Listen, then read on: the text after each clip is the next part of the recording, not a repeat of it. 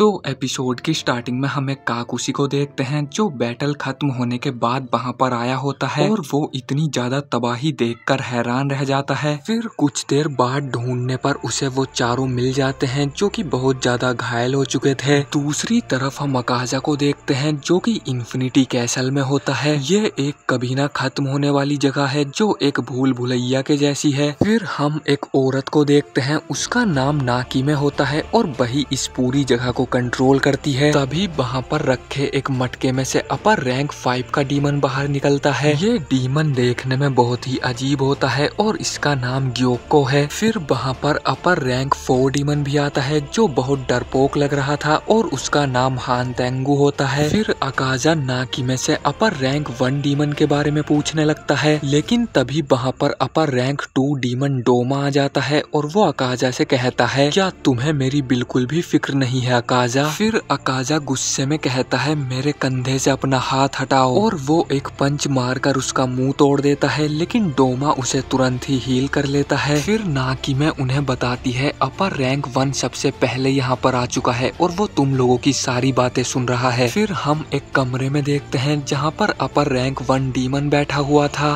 वो एक समुराई की तरह लग रहा था और उसका नाम कोकुशिबो होता है। तभी वहाँ पर मुजान भी आ जाता है जो किसी तरह का एक्सपेरिमेंट कर रहा होता है। फिर वो सभी को ग्योतारो के मरने की खबर देता है और कहता है, अब मुझे अपर रैंक से कोई उम्मीद नहीं है। तुमने सालों से उबुयाशी की फैमिली को भी नहीं मारा है और अभी तक हमें ब्लू स्पाइडर लिली भी नहीं मिला है। तो इस पर कोकुशिबो कहता है, उबुयाशी की खुद को छिपाने में बहुत माहिर है। फिर ग्योको कहता है, उसके पास एक खास खबर है जिससे मुजान अपने गोल के और भी पास पहुंच जाएगा। ये कहते ही मुजान उसकी गर्दन उखाड़ लेता है और वो कहता है, मुझे कोई भी गलत इन्फॉर्मेशन मत देना। तुम हान तेंगु के साथ उस जगह पर जाओ और पता करो ये इन्फॉर्मेशन सही है या नहीं। फिर मुजान वहाँ से चला जाता है और डोमा ग्योको से पूछने लगता है उसके पास कौन सी इन्फॉर्मेशन है। तभी अकाजा उसका सर काट देता है और कहता है, तुम्हें मुजान ने कोई ऑर्डर नहीं दिया तो तुम बीच में मत पड़ो। फिर अचानक से अकाजा का भी हाथ कट जाता है और वहाँ पर कोकुशिबो आ चुका होता है। फिर वो अकाजा से कहता है, तुम्हें अपनी ऊपर की रैंक वाले डीमन पर हमला नहीं करना चाहिए और अगर तुम्हें इस बात से कोई दिक्कत है तो तुम हमें हराकर हमारी जगह ले सकते हो। फिर अकाजा कहता है, मैं एक दिन तुम्हें जरूर मारूंगा। तो कोकुशिबो कहता है, अपनी पूरी कोशिश करना, और वो वहाँ से गायब हो जाता है। जिसके बाद हम इयररिंग्स पहने एक डीमन स्लेयर को देखते हैं और उसका नाम योरिची होता है।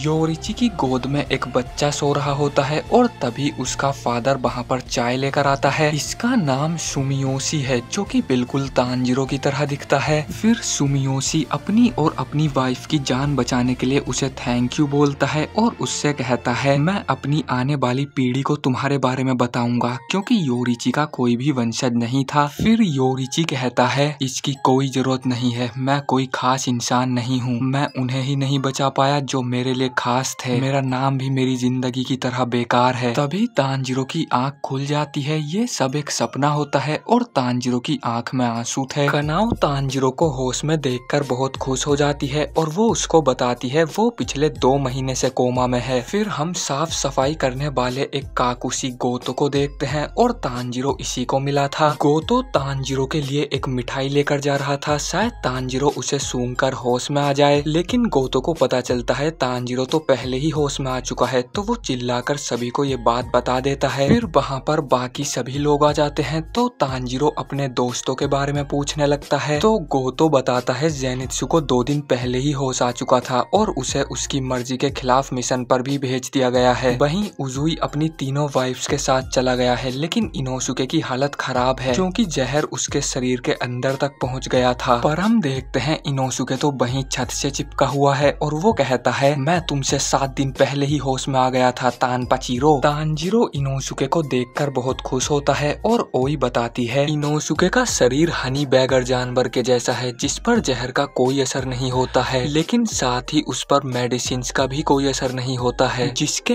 1 हफ्ते बाद तांजिरो थोड़ा ठीक हो जाता है और इनोसुके भी अपने मिशन पर निकल जाता है। फिर तांजिरो पूछता है, क्या मेरी तलवार अभी तक ठीक होकर आई या नहीं? तो उसको पता चलता है होतारू ने उसके लिए गाली भरे लेटर्स लिखे हैं और तलवार बनाने से मना कर दिया है। फिर सुमी कहती है उसे स्वॉर्ड स्मिथ ब्लेड जाना चाहिए जहाँ पर सभी डीमन स्लेयर्स की तलवारें बनती हैं और सीधे जाकर होतारू से बात करनी चाहिए। अगले दिन तांजीरो वहाँ पर जाने लगता है तो उसे लेने के लिए एक काकुशी आती है। स्वॉर्डस्मिथ विलेज की लोकेशन बहुत ही सीक्रेट है तो तांजीरो की आंखों पर पट्टी बांध दी जाती है। उसकी नाक और कान भी बंद कर दिए जाते हैं ताकि उसे रास्ता पता न चले। उस काकुशी को भी पूरा रास्ता नहीं पता होता है। अलग अलग काकुशी तांजीरो को उठाकर ले जाते हैं। ऐसे ही 10-15 काकुशी बदलने के बाद तांजीरो वहाँ पर पहुँच जाता है। फिर तांजीरो उस काकुशी को थैंक यू बोलता है और उसकी आवाज गूंजते हुए हॉट स्प्रिंग में पहुँच जाती है जहाँ पर लव हासिरा नहा रही होती है और वो बहुत खुश हो जाती है क्योंकि विलेज में कोई आया होता है। फिर तांजीरो विलेज चीफ टैचिन के पास जाता है जो उसको बताते हैं होतारू लापता हो चुका है, हम उसे जल्दी ही ढूंढकर उसकी धुलाई करेंगे और जब तक तुम्हारी तलवार नहीं बन जाती तुम विलेज में ही आराम करो और तुम्हें हॉट स्प्रिंग में भी नहाने जाना चाहिए, वहाँ पर तुम्हारे घाव जल्दी भर जाएंगे। फिर तांजीरो हॉट स्प्रिंग की तरफ जाने लगता है। रास्ते में उसे मित्सुरी मिलती है जो उससे रोते हुए कहती है ऊपर मुझे एक लड़का मिला था, मैंने उससे उसका नाम पूछा लेकिन उसने मुझे इग्नोर कर दिया। फिर तांजीरो हॉट स्प्रिंग में पहुंच जाता है और वहाँ पर उसे गैन्या मिलता है तो तांजीरो उससे दोस्ती करने की कोशिश करता है लेकिन गैन्या उसका मुंह पानी में डुबो देता है और उससे कहता है मुझसे बात मत करो और वहाँ से चला जाता है। फिर शाम के टाइम वो सभी खाना खाने लगते हैं तो तांजीरो पूछता है गैन्या क्यों नहीं आया। फिर मित्सुरी उसे बताती है गैन्या कभी यहाँ पर खाना खाने नहीं आता है तो तांजीरो को उसकी चिंता होने लगती है और वो दोनों उसके लिए खाना लेकर जाते हैं लेकिन उन दोनों को पता चलता है गैन्या तो वहाँ पर है ही नहीं। तभी वहाँ पर एक काकुशी आती है और वो कहती है मित्सुरी की तलवार बन चुकी है तो वो चलकर देख सकती है। फिर मित्सुरी तांजीरो को बताती है वो आधी रात को ही यहाँ से चली जाएगी तो तांजीरो उदास हो जाता है। फिर मित्सुरी तांजीरो के कान में बताती है इस विलेज में एक सीक्रेट वेपन है जिससे तांजीरो और भी ज्यादा स्ट्रॉन्ग हो जाएगा और मित्सुरी वहाँ से चली जाती है। अगली सुबह तांजीरो उस वेपन को ढूंढने के लिए जंगल में चला जाता है। तभी उसे किसी की आवाज सुनाई देती है और वो देखता है वहाँ पर मिस्ट हासिरा एक बच्चे से कुछ मांग रहा होता है लेकिन वो बच्चा उसे वो देने से साफ मना कर रहा था। तांजीरो सोचने लगता है आखिर एक और हासिरा यहाँ पर क्या कर रहा है। तभी वो वहाँ पर तीसरे इंसान को देखता है जो उसके सपने में था और ये एपिसोड यहीं पर खत्म हो जाता है। तो अगर आपको ये एपिसोड पसंद आया है तो लाइक कर देना। पिछले सभी एपिसोड्स के लिंक आपको डिस्क्रिप्शन बॉक्स में मिल जाएंगे। मैं मिलता हूँ आपसे बहुत जल्द किसी नेक्स्ट वीडियो में।